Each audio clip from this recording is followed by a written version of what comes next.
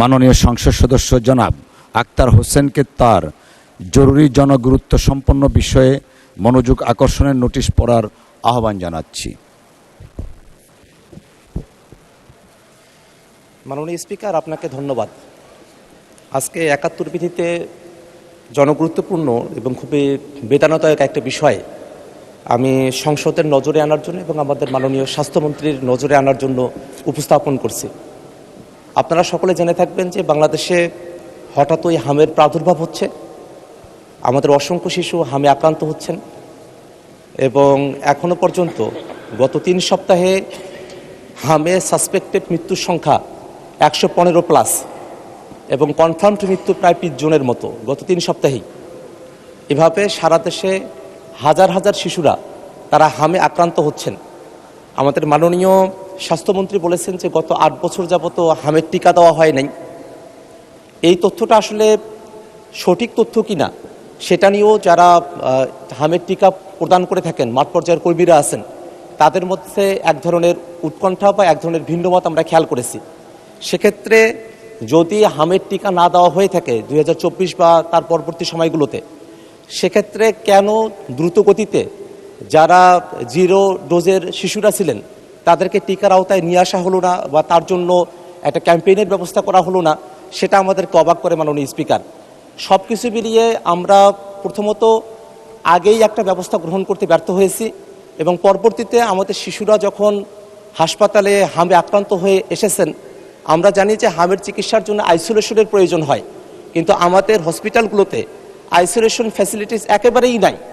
উপজেলা পর্যায়ে নাই, জেলা পর্যায়ে নাই, এমনকি যেগুলো আরও বড় বড় হসপিটাল আছে সেই জায়গাগুলোতেও নাই।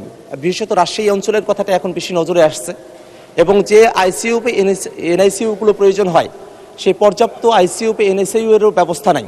এবং আরেকটা বিষয় খেয়াল করে দেখা গেছে যে আমাদের দেশে হামের টিকা দেওয়া হয় 9 মাস বয়স থেকে, কিন্তু এখন হামের যারা আক্রান্ত শিশুরা আছেন তারা আসলে 6 মাস বয়স বা তারও কম বয়স থেকে তারা হামে এটা আক্রান্ত হচ্ছেন। সেক্ষেত্রে আমাদের যারা সরকারের চাকরিতে যারা রোগতত্ত্ব বিশারদ যারা আছেন তারা কেন এই বিষয়টা আগে থেকে ফাইন্ড আউট করতে পারলেন না এবং সে অনুযায়ী ব্যবস্থা গ্রহণ করতে পারলেন না। সেক্ষেত্রে মন্ত্রণালয়ের অধীনে, স্বাস্থ্য মন্ত্রণালয়ের অধীনে যেসব কর্মকর্তারা আছেন তাদের ফেইলিওরটা কোথায়, সেই বিষয়গুলো নিয়ে এবং হামের এই প্রাদুর্ভাব মোকাবেলা করে আইসোলেশন ফেসিলিটিস, আইসিইউ ফেসিলিটিস, ডাক্তারদের জন্য সার্বক্ষণিক তদারকির ব্যবস্থা গ্রহণ করে হাম বিষয়টাকে একটা তড়িৎ গতিতে সমাধানের দিকে নিয়ে আসার জন্য, আমাদের শিশুদেরকে রক্ষা করার জন্য, মৃত্যু থেকে বাঁচানোর জন্য মাননীয় স্বাস্থ্যমন্ত্রী তার কোনো পরিকল্পনা আছে কিনা এবং সেটা কী ধরনের পরিকল্পনা সেই বিষয়ে আপনার মাধ্যমে মাননীয় স্বাস্থ্যমন্ত্রীর দৃষ্টি আকর্ষণ করছি। ধন্যবাদ মাননীয় স্পিকার। আপনাকে ধন্যবাদ মাননীয় সদস্য। মাননীয় স্বাস্থ্য পরিবার কল্যাণ মন্ত্রী জনাব সর্দার মোহাম্মদ সাখাওয়াত হোসেনকে এ বিষয়ে তার সংক্ষিপ্ত বিবৃতি দেওয়ার জন্য অনুরোধ জানাচ্ছি। মাননীয় স্পিকার, আপনাকে ধন্যবাদ। মাননীয় সংসদ সদস্যকে এই গুরুত্বপূর্ণ বিষয়টিতে নোটিশ প্রদানের জন্য আমি ধন্যবাদ জানাচ্ছি। আমি ওনার নোটিশের জবাবে উত্তর দেওয়ার আগে মাননীয় স্পিকার, আমি দু একটি কথা বলতে চাই। মাননীয় সংসদ সদস্য ওনার যে নোটিশটি দিয়েছেন, নোটিশটি উত্থাপন না করে উনি কিন্তু একটা ন্যারেটিভ সাবমিট করেছেন সংসদের সামনে, যেটার জন্য আমার কাছে পর্যাপ্ত উত্তর রয়েছে, যে উত্তরে উনি সন্তুষ্ট হবেন। কিন্তু ওনার নোটিশটা ছিল শুধু উত্থাপনটা করা এই বিষয়টিতে, ওই মিজেলসের ব্যাপারে। যাই হোক, উনি যে প্রশ্নটা, যেই উত্থাপনটা এখন করেছেন, এটা যদি পরবর্তীতে প্রশ্ন আকারে করেন আমি ওনাকে ন্যারেটিভ উত্তর দিয়ে দেব। বর্তমান যে নোটিশটি আমি হাতে পেয়েছি তার উত্তরে মাননীয় স্পিকার আমি জানাচ্ছি, বর্তমানে দেশে বিভিন্ন দুর্গম ও জনবহুল অঞ্চলে হামের প্রকোপ উদ্বেগজনকভাবে বৃদ্ধি পাওয়ায় টিকাদান বঞ্চিত শিশুরা নিউমোনিয়া ও অন্ধত্ব সহ মারাত্মক প্রাণ ঝুঁকিতে রয়েছে। এইটা লিখে উনি নোটিশটা দিয়েছেন। মাননীয় স্পিকার, আমি উত্তরটা পড়ে শোনাচ্ছি। মাননীয় সদস্য উত্থাপিত গুরুত্বপূর্ণ বিষয়ের জন্য ওনাকে ধন্যবাদ। মাননীয় স্পিকার, অতীতের সরকারগুলির সম্পূর্ণ ভুল ব্যবস্থাপনা এবং ব্যর্থতার কারণে, সরকারগুলোর বলতে ফ্যাসিস্ট সরকার এবং জাস্ট ইমিডিয়েট পাস্ট যে গভর্নমেন্ট গিয়েছে ওদেরই মিন করতেছি। মাননীয় স্পিকার, ভুল ব্যবস্থাপনা এবং ব্যর্থতার কারণে বর্তমানে হামের প্রাদুর্ভাব বৃদ্ধি পেয়েছে। দেশের সর্বশেষ হাম রুবেলার ক্যাম্পেইন 2020 সালের ডিসেম্বরে অনুষ্ঠিত হওয়ার পর দীর্ঘ 5.5 বছর যাবৎ কোনো ক্যাম্পেইন পরিচালিত হয়নি। মাননীয় স্পিকার, এখানে আপনাকে জানানোর জন্য বলতে চাই, প্রতি 4 বছর পর হাম রিবেলার এই ক্যাম্পেইনটি হওয়ার কথা ছিল প্রতি 4 বছর পর পর। মাননীয় স্পিকার, সেইটা গত 5.5 বছর যাবৎ হয় নাই, ফলে নিউবর্ন বেবি এবং লেফট আউট বেবিজের সংখ্যা অনেক বৃদ্ধি পেয়েছে, যারা এখন হামে আক্রান্ত হচ্ছে। এছাড়া টিকা ক্রয়, সংগ্রহ ও সরবরাহ ব্যবস্থাপনায় পূর্ববর্তী দুটো সরকারের অদূরদর্শী সিদ্ধান্ত ও দীর্ঘসূত্রিতার ফলে টিকার মজুতে মারাত্মক সংকট তৈরি হয়। এর পরিণতিতে দেশব্যাপী হামের টিকা সহ আরও 6 ধরনের গুরুত্বপূর্ণ টিকার অভাব দেখা দেয়, যার কারণে বহু শিশু নিয়মিত টিকাদান সেবা থেকে বঞ্চিত হয় এবং সংক্রামক রোগে আক্রান্ত হওয়ার উচ্চ ঝুঁকিতে পড়ে, যার ফলাফলে বর্তমান সংকট তৈরি হয়েছে। মাননীয় স্পিকার, নানা প্রতিকূলতা সত্ত্বেও মাননীয় প্রধানমন্ত্রী জনাব তারেক রহমানের গতিশীল নেতৃত্ব, বিচক্ষণতা এবং পরামর্শে আমরা টিকাদান কর্মসূচি জরুরি ভিত্তিতে এগিয়ে আনতে সক্ষম হয়েছি। আমরা গতকাল 5 এপ্রিল থেকে হামের টিকাদান কার্যক্রম শুরু করেছি।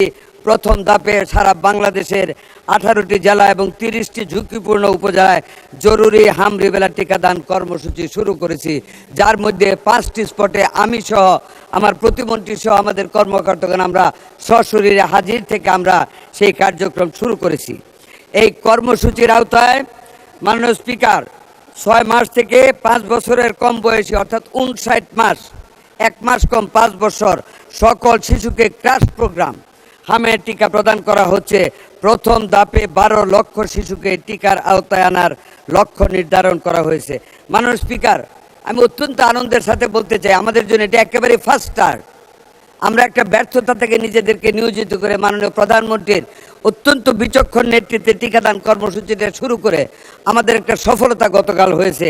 আমাদের লক্ষ্যমাত্রা ছিল গতকাল 30টি উপজেলায় 76,000 শিশুকে আমরা টিকা দেব। আলহামদুলিল্লাহ মাননীয় স্পিকার, আমরা 73,000 শিশু আমাদের এই আওতায় গতকাল টিকা গ্রহণ করেছে, যা 96% অর্জন আমাদের মন্ত্রণালয়ে। আগামী 12 এপ্রিল হতে মাননীয় স্পিকার, ঢাকা উত্তর ও দক্ষিণ সিটি কর্পোরেশন, ময়মনসিংহ এবং বরিশাল সিটি কর্পোরেশন এবং আগামী 3 মে হতে সারা দেশে অবশিষ্ট সিটি কর্পোরেশন ও জেলাগুলিতে আমরা এই জরুরি টিকাদান কর্মসূচি বাস্তবায়ন করব ইনশাআল্লাহ।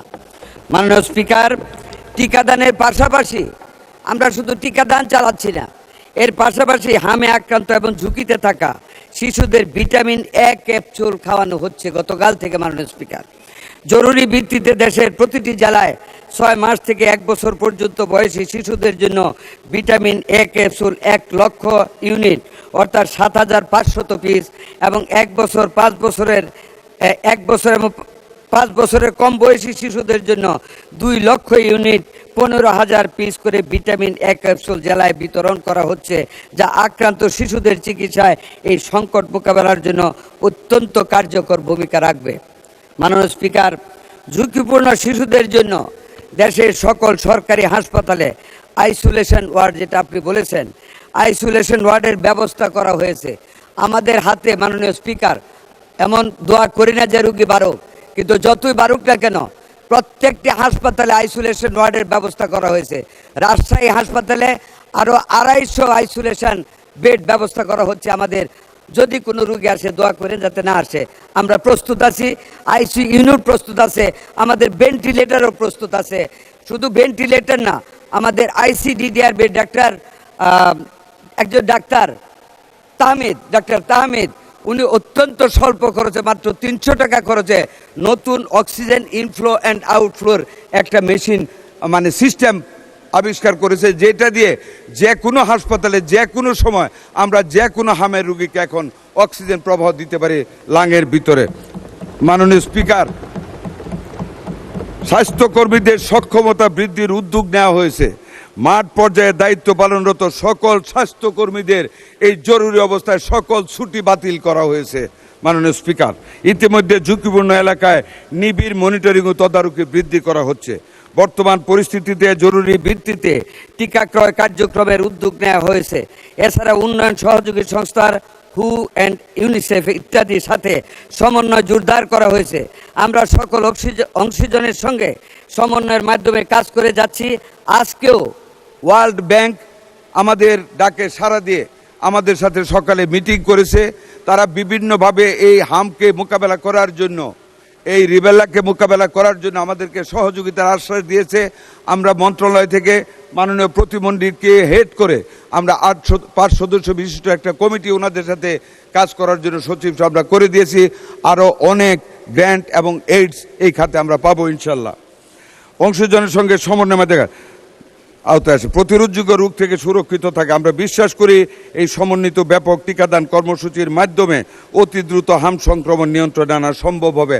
পরিশেষে আরও জানাচ্ছি, আমরা করোনাকালীন অব্যয়িত 604 কোটি টাকা দিয়ে আমরা ইউনিসেফ থেকে আরও হামের টিকা এবং অন্যান্য টিকা আমরা কালেকশন করতেছি। ভবিষ্যতে আমাদের কোনো সময় টিকার কোনো আমাদের শর্টেজ পড়বে না। আমরা অলওয়েজ আমাদের হাতে টিকাতে আমরা সমৃদ্ধশীল থাকব। ধন্যবাদ মাননীয় স্পিকার আপনাকে। এক্সিলেন্ট, ধন্যবাদ মাননীয় মন্ত্রী। মাননীয় সদস্য জনাব আক্তার হোসেন, আপনি এ বিষয়ে একটি প্রশ্ন করতে পারেন। ধন্যবাদ। ধন্যবাদ মাননীয় স্পিকার, ধন্যবাদ মাননীয় মন্ত্রীকে। টিকাদান কার্যক্রম শুরু করার জন্য আমরা সরকারকে ধন্যবাদ জানাই। পাশাপাশি একটা বিষয় একটু জানা রাখার প্রয়োজন যে মাননীয় মন্ত্রী যেভাবে আইসোলেশন ফেসিলিটিস বাড়ানোর কথা বলছেন বা যেভাবে তিনি আইসিইউ এবং এনআইসিইউ এর কথা বলছেন, মাঠের পরিস্থিতি কিন্তু তেমনটা নয়। আমরা সোশ্যাল মিডিয়াতে এবং বিভিন্ন পত্রপত্রিকা মারফত আমরা জানতে পারছি যে অনেকেই হাসপাতালগুলোতে যাচ্ছেন, কিন্তু যাওয়ার পরে তারা আইসোলেশন ফ্যাসিলিটিস পাচ্ছেন না এবং তারা আইসিইউ ফ্যাসিলিটিসও তারা পাচ্ছেন না। এটা কি সরকারের তরফ থেকে বরাদ্দ করা হচ্ছে, কিন্তু হাসপাতালে যারা আছেন তাদের কোনো গাফলতি বা হাসপাতাল ম্যানেজমেন্ট বা ব্যবস্থাপনা যেটা আছে তার ত্রুটির কারণে এটা হচ্ছে কিনা সে ব্যাপারে মন্ত্রণালয়ের তরফ থেকে মাননীয় মন্ত্রীকে উদ্যোগ গ্রহণ করার জন্য বলছি। আর একটা বিষয় উনি বলেছেন যে করোনার কালীন একটা বাজেট অতিরিক্ত ছিল, যেটা এখন নিয়ে এসে এখানে কাজে লাগানো হচ্ছে, তার জন্য আমরা ধন্যবাদ জানাই। এই বিষয়ে একটা প্রসঙ্গত বিষয় মনে করিয়ে দেওয়া প্রয়োজন। বাংলাদেশে স্বাস্থ্য খাতে যে পরিমাণে বাজেট বরাদ্দ করা হয় সেই পরিমাণে বাজেট কিন্তু ব্যয় করা হয় না। যেমনটা দেখা গেছে যে 2024-25 অর্থ বছরে স্বাস্থ্য খাতে বাজেট ছিল 41,407 কোটি টাকা, সেখানে সংশোধিত বাজেট হয়েছিল 29,782 কোটি টাকা, অর্থাৎ 11,000 কোটি টাকা কিন্তু অব্যবহৃত থেকে গেছে। আবার অপারেশনাল যে বাজেট ছিল সেটা ছিল 19,973 কোটি টাকা এবং সেটা খরচ হয়েছে সংশোধিত আকারে এসেছে 13,603 কোটি টাকা, অর্থাৎ সেখানেও প্রায় 6,000 কোটি টাকা কিন্তু অব্যবহৃত থেকে গেছে। আমাদের মোট বাজেটের মাত্র 5% স্বাস্থ্য খাতে বরাদ্দ করা হয়, জিডিপির যেটা 1%রও কম, এবং আমাদের আসলে আউট অফ দ্য পকেট, পিপলের পকেট থেকেই প্রায় 70% স্বাস্থ্য খাতে তাদেরকে খরচ করতে হয়। সে ব্যাপারে সামনে বাজেটও আসছে, সেই বাজেটের সময়টাতে এই স্বাস্থ্য খাতে বাজেট বরাদ্দ করা হবে কিনা, এবং যে বাজেট বরাদ্দ করা হয় তার 25%ই যে অব্যবহৃত থেকে যায়, সেই 25% অব্যবহৃত না থেকে আরও বাজেট বৃদ্ধি করে স্বাস্থ্য খাতে আইসোলেশন ফেসিলিটিস, আইসিইউ ফেসিলিটিস এবং অন্যান্য যেসব যন্ত্রপাতিগুলো প্রয়োজন রয়েছে সেগুলোর মজুদের জন্য কোনো ব্যবস্থা গ্রহণ করা হবে কিনা আপনার মাধ্যমে মাননীয় স্বাস্থ্যমন্ত্রীর দৃষ্টি আকর্ষণ করছে মাননীয় স্পিকার। ধন্যবাদ মাননীয় সদস্য। মাননীয় স্বাস্থ্যমন্ত্রী। প্লেন্টি অফ কোয়েশ্চেন্স মাননীয় স্পিকার। নাম্বার 1 যেটা উনি বলেছেন মিডিয়াতে এবং উনি যা জানেন, আমি যা বক্তব্য রেখেছি সরেজমিনে সেটা পাচ্ছেন না। মাননীয় সংসদ সদস্য, ভালো কাজ আদায় করতে হলে মানুষের উপর কিছু প্রেশার রাখা হয়। আমার মনে হয় মিডিয়া আমাদেরকে ওই প্রেশারটাই রাখছে। আমাদের একটা হসপিটালে আইসোলেশন ওয়ার্ডের কোনো ঘাটতি নেই। আপনাকে আমি অনুরোধ করব, আপনি আমার সাথে কালকে চলেন, কোনটায় দেখবেন প্রত্যেকখানে আমাদের ব্যবস্থা করে রাখা হয়েছে মিজেলস রোগের জন্য, এবং ভেন্টিলেটর আমাদের মন্ত্রণালয়ের রেডি আছে, যখন যেখানে প্রয়োজন আমরা ভেন্টিলেটরও দিয়ে যাচ্ছি। কাজে এই ব্যাপার আপনাকে আমি নিশ্চিত করতে পারি ইনশাল্লাহ আমাদের আইসোলেশন হবার। আপনি রাজশাহীতে খবর নেন, ওইখানেও আমরা গতকাল আলাপ করেছি, আমাদের সব কিছু রেডি আছে। 2 নম্বর যেটা বলেছেন আইসিইউর কথা, দেখেন আইসিইউ ইচ্ছা করলে এক্ষুনি করা যায় না। আইসিইউ আমাদের প্রত্যেকটা জায়গায় এই মিজেলস আসার পরে আমরা করেছি। এমনকি আপনাকে বলি 18 ঘন্টায় আইসিইউ ওয়ার্ড আমরা চালু করেছি ইনফেকশাস ডিজিজ সেন্টারে, যখন একটা রোগী মারা গেল মধ্যরাতে, সেখানে আমি, আমার সচিব, আমাদের ডিজি আমরা গিয়েছি। মাননীয় প্রধানমন্ত্রী তদারকি করেছেন, আমরা সেখানে গিয়েছি। মাননীয় প্রধানমন্ত্রী আমাকে বলেছেন, প্রথম আমি শুনি, আই হার্ড ফ্রম হিম যে একজন রোগী মারা গেছে। কাজে ধন্যবাদ মাননীয় প্রধানমন্ত্রীকে ওনার বিচক্ষণতার জন্য। ওখানে গিয়েছি, ওই একটা আইসিইউ ইউনিট যেটা ক্লোজড ছিল, after the closure of the project of World Bank, that ICU had been closed by World Health Organization. আমরা 18 ঘন্টার ভিতরে ওই আইসিইউ খুলেছি, আমরা অ্যাটাচমেন্টে ডাক্তার দিয়েছি, আমরা নার্স দিয়েছি, আয়া দিয়েছি, অ্যানেস্থেশিয়ার লোক দিয়েছি এবং পরিপূর্ণভাবে চালু করেছি। আপনি জানেন রাজশাহীর কথা, 11 দিনে 33টা বেবি মারা গিয়েছিল। আমরা খবর পাওয়ার পরের দিনের ভিতরে আমরা ভেন্টিলেটর দিয়েছি, আমাদের সচিব, ডিজি সবাই গিয়েছে। আমরা সার্বক্ষণিক যোগাযোগ রেখে ওইটা আমরা মানে আইসিইউ ইউনিট খুলে আমরা একদম ফুললি ফার্নিশড করেছি। আমাদের রোগী এখন একটা আল্লাহর রহমত কোনো ক্যাজুয়ালিটিস নেই। আরেকটা যেটা বাজেটের কথা বলেছেন, এখনও তো আমরা বাজেট দেইনি মাননীয় সংসদ সদস্য। Wait and see what we give, what we spend. Inshallah, transparently, honestly, sincerely, whatever the budget shall be granted by our Honorable Prime Minister and this House, we must spend it on the real grounds of necessity of the health. ধন্যবাদ আপনাকে। ধন্যবাদ মাননীয় মন্ত্রী। মাননীয় সদস্যবৃন্দ, দিনের কার্যসূচি